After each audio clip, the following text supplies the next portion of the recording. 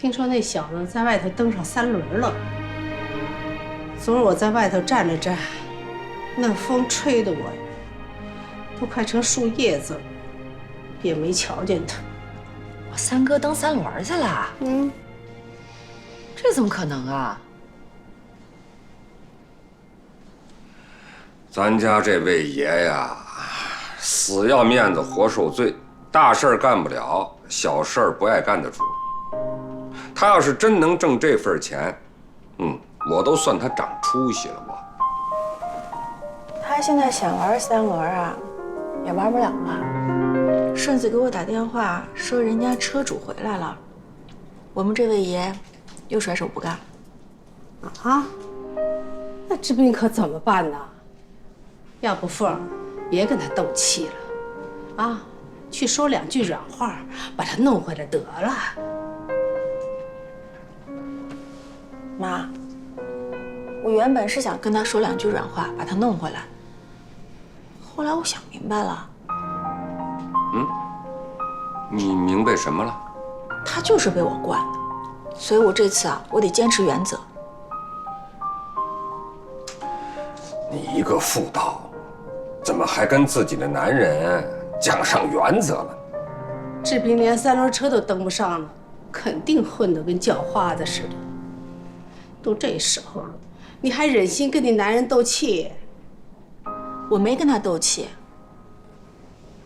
我是妇道，我也知道在这个家我是外星人，可我不低他一头啊。这事儿就是他错了，我没错。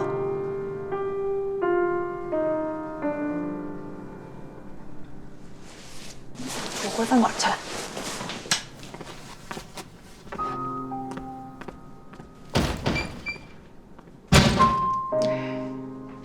要不静儿，这事儿不能老这么僵着呀。你去一趟啊，把你3哥弄回来得了。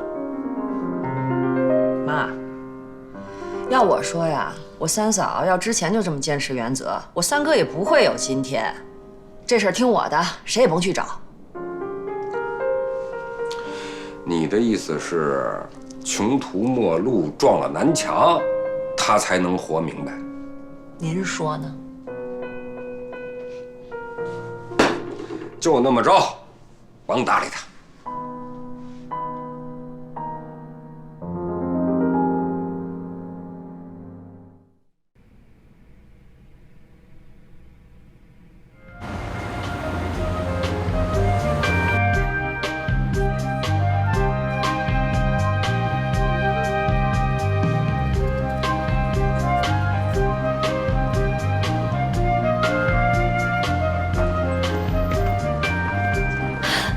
志存，我们找个好馆子，好好庆祝一下午。行，随你。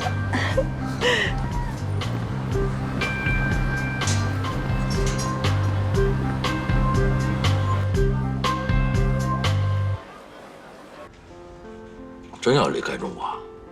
跟你说实话，是半真半假。什么意思啊？你和大哥不是让我出绝招吗？欲擒故纵，假装离开中国，逼我妹妹表态，啊？不是有那么一句话吗？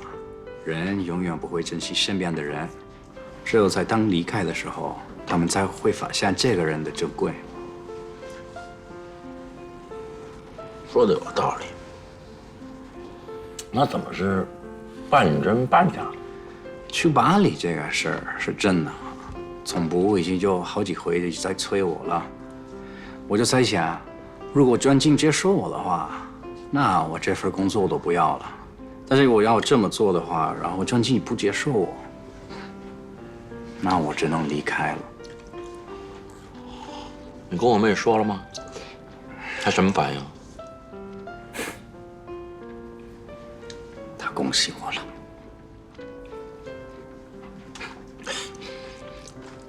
意料之中。哎，大卫啊，临了，你还是没能融化得了我妹妹这座冰山，那你只能点儿了。作为一个男人，我真的很失败了。说什么也晚了，大卫，你也该走了。我也说点实话，你这个虽然有时候犯鸡贼，但大体上还是不错的样客。我把房子租给你，认你当兄弟，我不后悔。哎，三哥，你要这么想啊，那你能不能帮帮我呢？还帮你？你还不死心呢？你说你让我妹妹撅了多少次了啊？你能不能有点骨气？男人在女人面前不需要耍骨气和要面子啊。你不是跟富儿嫂子那边耍骨气要面子吗？结果你回不了家了呀。你跟我比什么呀？谁告诉你的？文菊说的吧？算了吧，反正你帮我也没有用，我都已经把转金给骂了。你把我妹骂了？骂怎么了？我说她是母蜥，母蜗牛。你胆也忒肥了吧？还骂我妹妹？还母蜥？我挺有创意，那你更歇菜了。我真的很后悔。哎，大卫啊！我知道你啊不打算离开我们北京城，这心里头的别扭，酒呢悠着点喝啊。我今儿不想悠着点儿。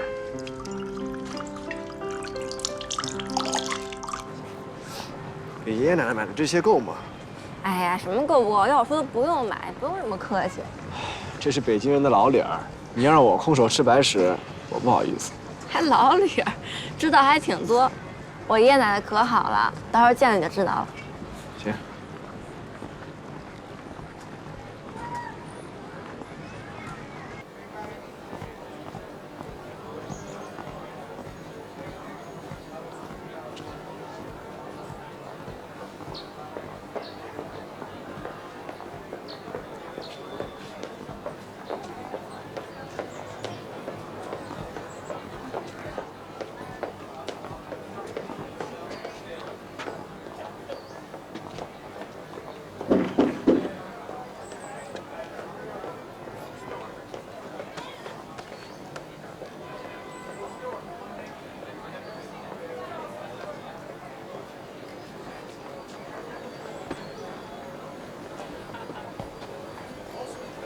喂，倩儿，我，斌子。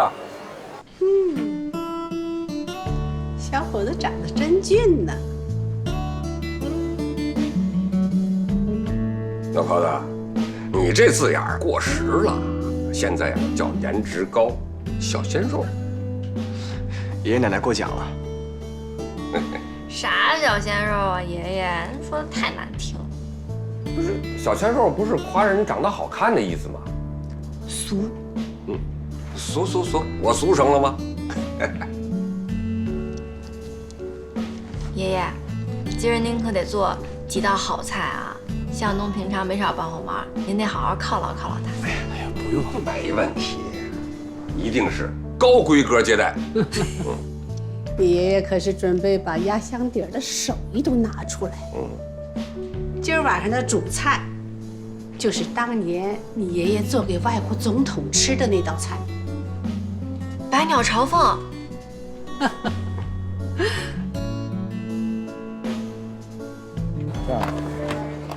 你这家伙事儿还挺齐全呀。得了，就是他，我猪了。真打算干早点啊？谁说我要干早点了？你干什么呀？这干早点啊，半夜就得起床啊。我呀，还是睡，起不来。再说我也干不过姚记呀。实话跟你说吧，我呀，准备干宵夜。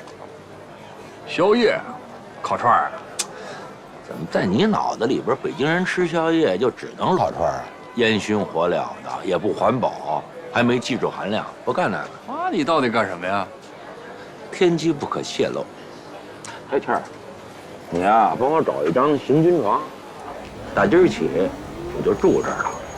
看出来了，您这是打算在沙家浜扎下来吧？啊？还有啊，倩儿，三哥最近手里我不大服，我1月一结行吗？等我挣钱了，按季度付、按年付都行。不行，瞧不起谁呢？现在人都怎么了？动不动钱的，回头把心里这点热乎气儿全都走没了。我小时候，我认为说一挨欺负，你帮着打架，那架白打了。哎，真是的，小子够意思。那你三哥也不能不讲究啊，是吧？月底给你，啊，行，赶紧找房去吧，被子、褥子、枕头都要新，少点啊。三哥，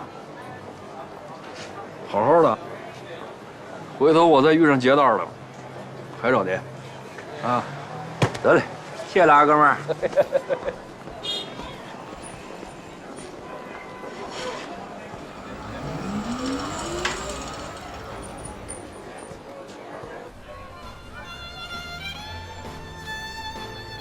松鼠桂鱼、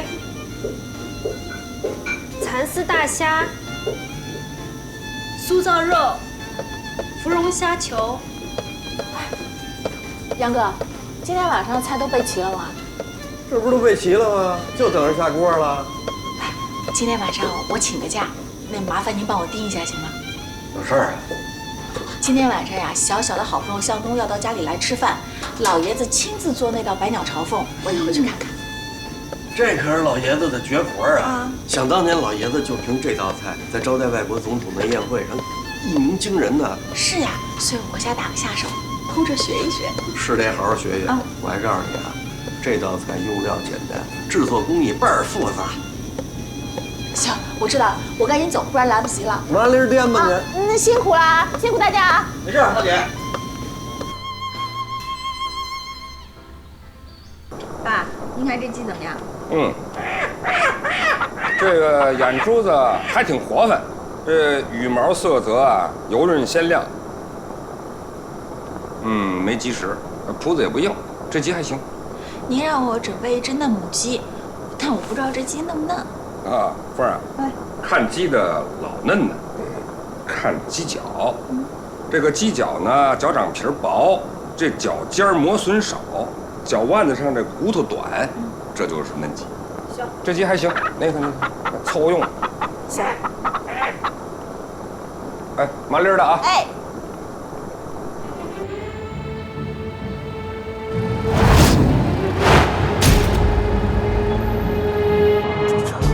太低了，跟坐地上了。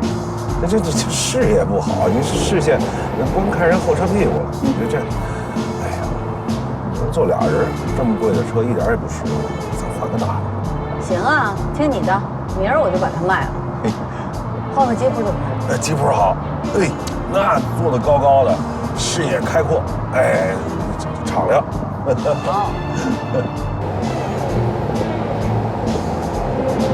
哎，对，小小跟我说，你订那福楼是咱们北京最贵的西餐厅。哎，你说咱这么大岁数，一样那么奢吗？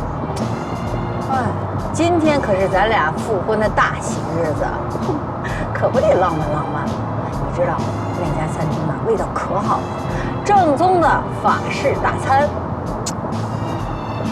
说呢，那么好吃的地方，我说把向东、小小叫上，咱一家4口。哎，那吃饭多热闹！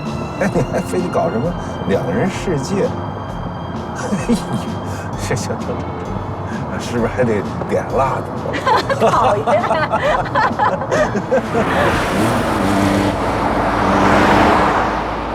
嫩鸡1只，鸽子蛋10只，菜心10颗，熟火腿加绍兴酒各50克，这是蟹黄加上猪油各100克，水发香菇加上鸭胗是各5个，糖和盐各10克，姜3片，葱半根，淀粉15克，然后胡椒少许，爸都齐了。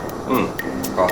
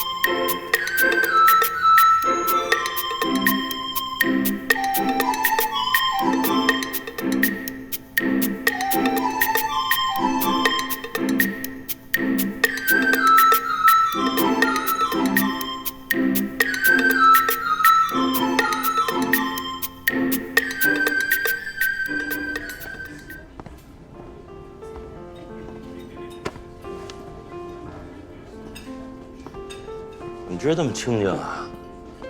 向东呢？向东，这不是让你们家小小领回去吃饭去了吗？这事你不知道啊？这我哪知道？也是，我估摸着你现在都不是庄家的人了，他们都不会告诉你的。你每天不记得人，是不是犯困？我记得你干嘛呀？那我是为你好，你就是不听。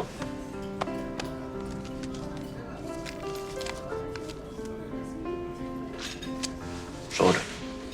几个意思啊？孙子，这阵子你挺照顾我的，我也不能在你这儿白吃白喝白住，钱不多，是个意思。等我以后挣了钱，给你补上。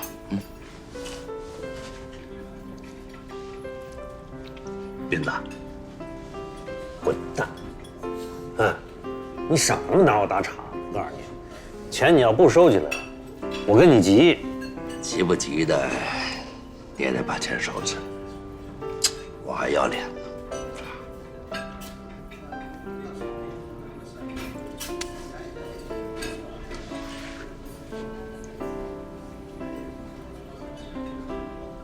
我明白了，这钱是你这些日子每天一个汗珠摔地上掉8瓣，蹬3轮挣来的，是吧？这钱硬气，哥们儿收了。这就对了。从今往后啊，我庄志斌就得凭着自己的力气挣这种硬气的钱。想好了，干点啥呀？都想好了。今天就是跟你来告个别。有地儿住了？当然有。哪儿啊？过2天告诉你。得，我今儿陪你喝一个。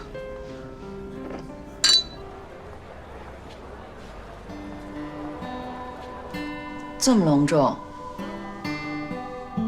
不会是你的告别宴吧？没有。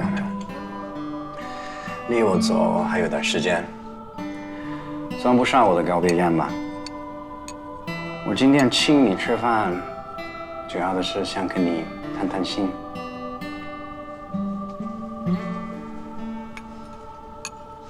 大卫，那天你说你要走，我心里也挺难过的。只是感情的事儿不能强求，你知道。转静，哎，你什么都不用说了。其实我今天请你吃饭，主要的原因是想跟你道歉。那天我不应该说那些话。你不接受我，有你的理由。虽然什么理由我也不知道，也无法理解。那就像你说的，感情不能强求了。我尊重你的选择。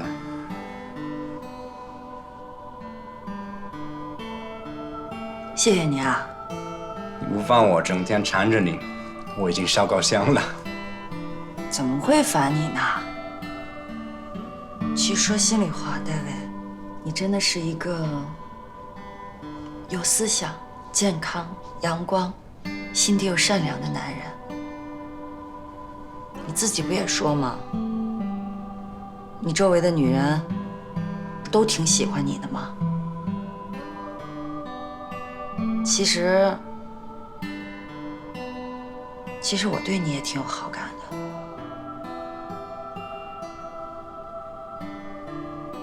就是不知道为什么，我就是没法向你敞开心扉，接受你这份情感。你能明白我的意思吗？我也没什么可说的了。庄静，你之所以内心纠结，我并不怪你，是我自己还不够努力。我的热情还没能够融化你那颗冰冷的心。我知道你已经不是花季少女了，像你这年龄的，尤其是经历过感情挫折的女人，对待感情方面会有很多的顾虑，很难展开自己的心扉去拥抱爱情。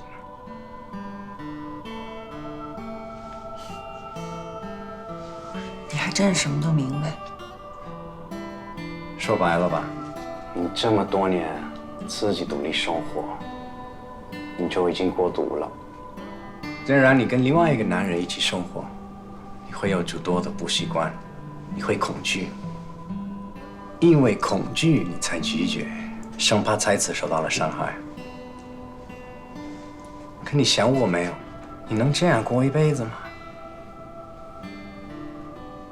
我不希望像你这么娇艳的花朵，在孤独中枯萎。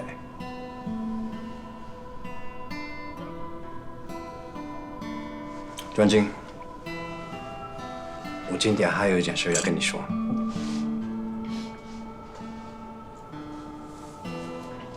你说吧。我虽然要走了，但是我一定会在中国，在北京这仅有的日子里，继续追求你。我不会轻易放弃的。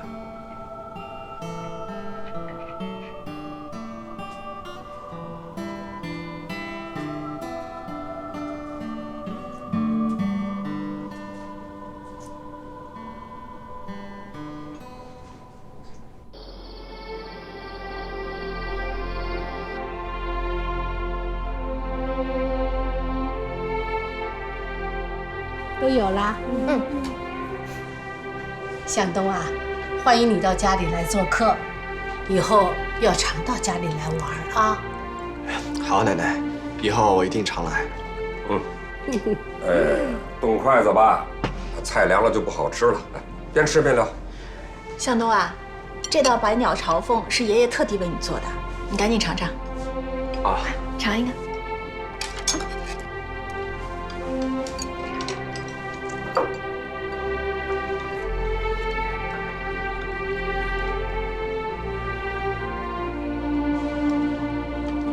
好吃吗？这道百鸟朝凤是爷爷的看家菜，很多年不做了。今天因为向东来，我们都沾了向东的光才能吃到，能不好吃吗？我也尝尝。爷爷，您这菜做的太好吃了，绝了！爷爷，这道菜到底怎么做的呀？您得教我。哎呀，你太小，等你长大了啊，你再学。再说了，你妈已经学会了，让你妈教你。爸，我只学了一个流程，到最后要怎么做还得您指点。这还不好说嘛，是吧？反正啊，这道菜啊已经传给你了，到时候你把料备齐了，我在旁边给你把着，你自己动手做，齐活。谢谢爸。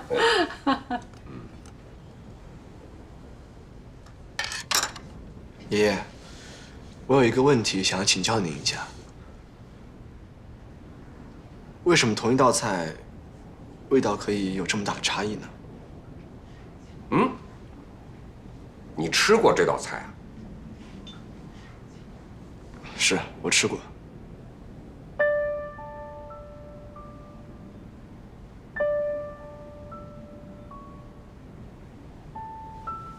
这不可能啊！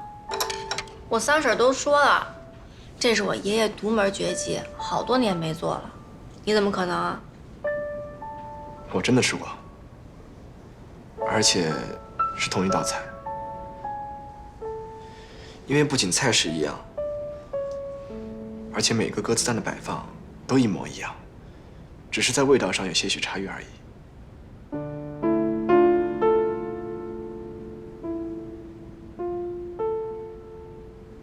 有什么差异啊？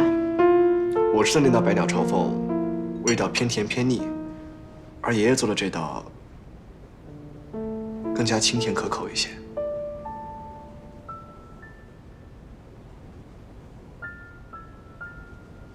向东，你什么时候吃过这道菜？在我来北京之前。谁给你做的？我爷爷。你爷爷也是厨师？啊，对，我都忘跟你们说了，他爸爸他爷爷都是厨师，而且他们家在香港开了一个特别大的酒楼，好多家呢。这么厉害啊！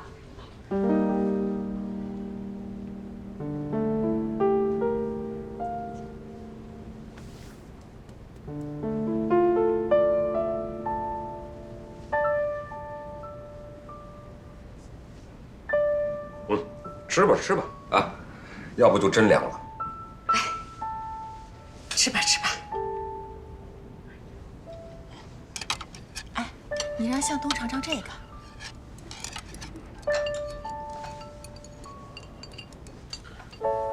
哎，你尝尝这个，最爱吃的吧？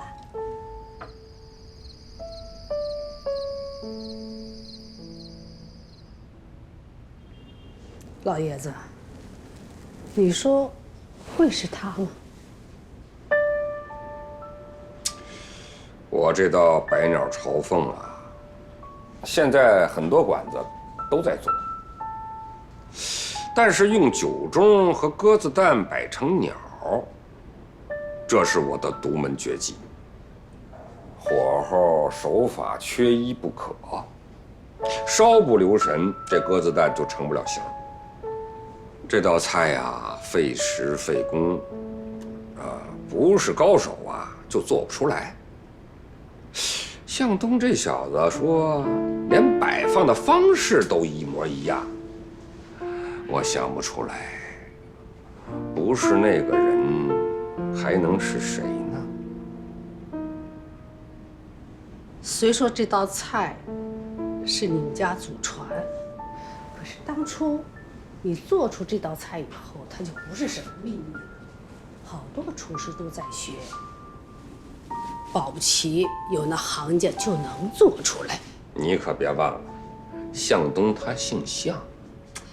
是啊，怎么这么巧啊？而且也是厨师。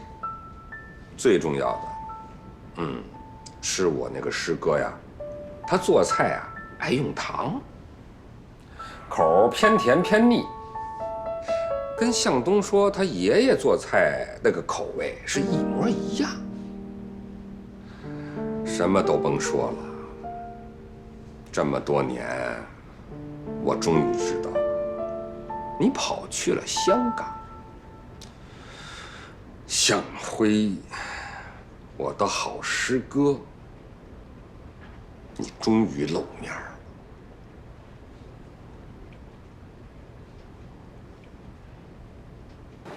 小小，我觉得你爷爷今天好像不太开心。是啊，我还挺纳闷的，刚开始还挺兴高采烈的，怎么突然间就有点不高兴了？是不是我说错什么话了呀？你不就说一什么吃过百鸟朝凤吗？这不挺正常的吗？我觉得怪怪的。嗨，你也别多想，我爷爷就那样，脾气可古怪了，一阵儿一阵儿的。你别往心里去啊。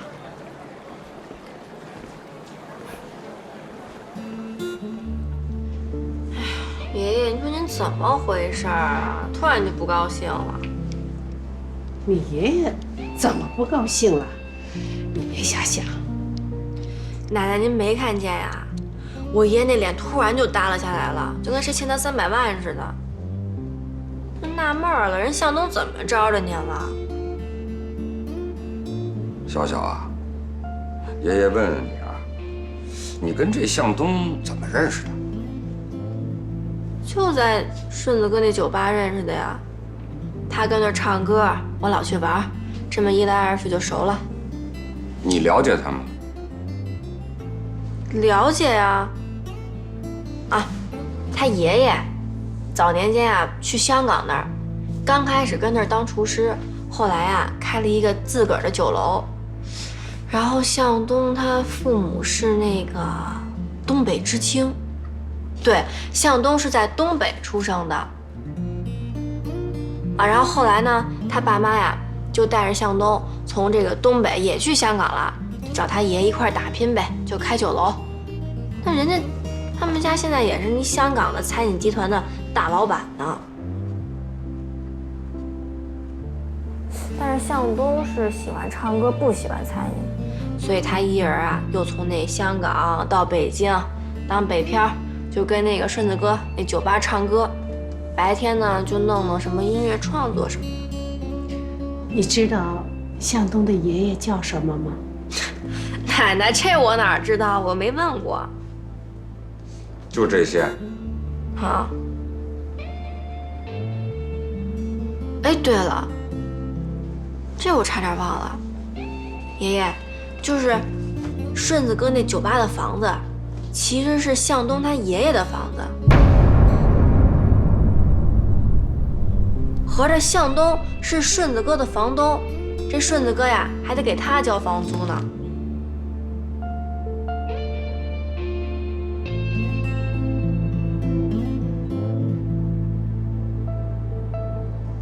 哎，但如果向东他爷爷是跟什刹海长大的话，还是厨师，那肯定跟您认识啊。当然认识，不光认识，还特熟。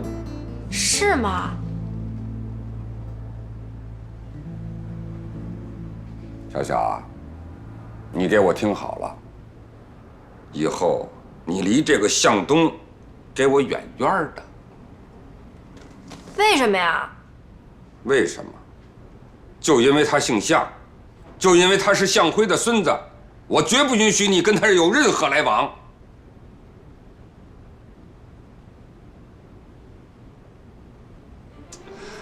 今天是咱们俩大喜的日子，也是我最幸福的日子。来，来一杯交杯酒。行。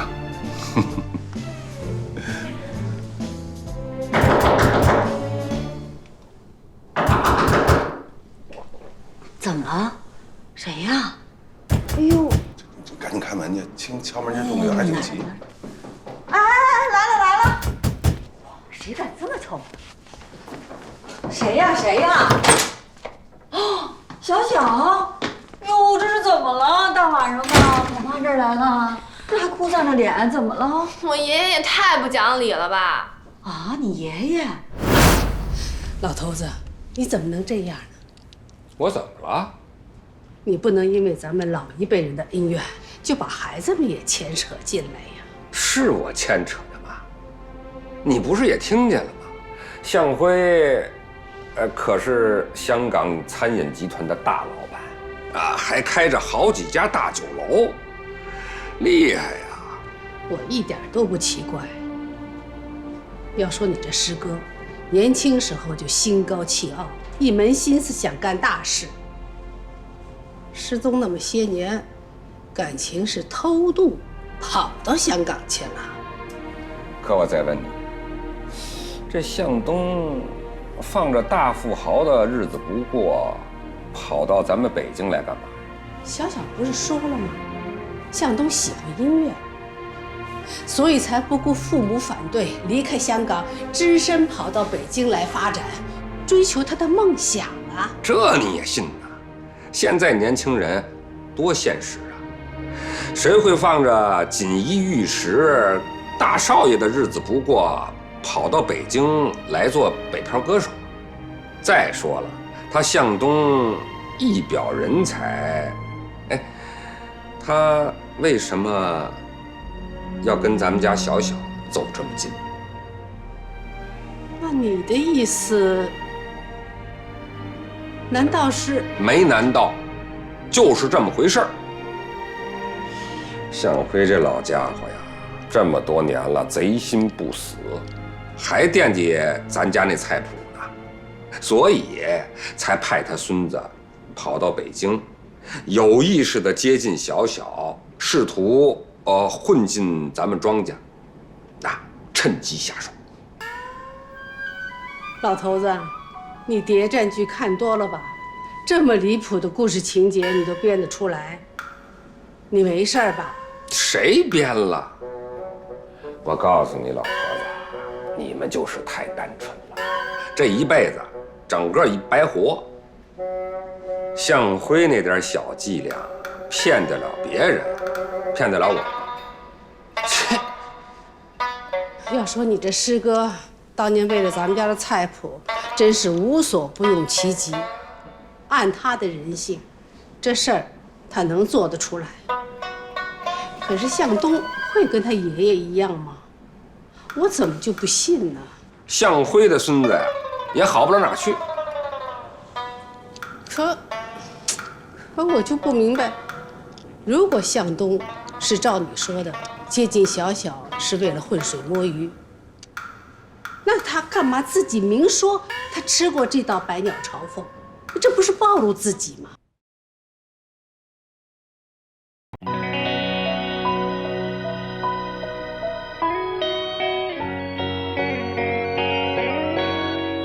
什刹海的风，带着那么独有的书卷气，飘飘洒洒着流水，把交错的胡同挥洒的没了俗气。什刹海的夜，有着那么热情的烟火气，红红火火的吆喝，京城的金龟衔着上了地气。什刹海的冬，总有那么欢喜的剧情，兴高采烈的北风，让什刹海的冰面充满了孩子气。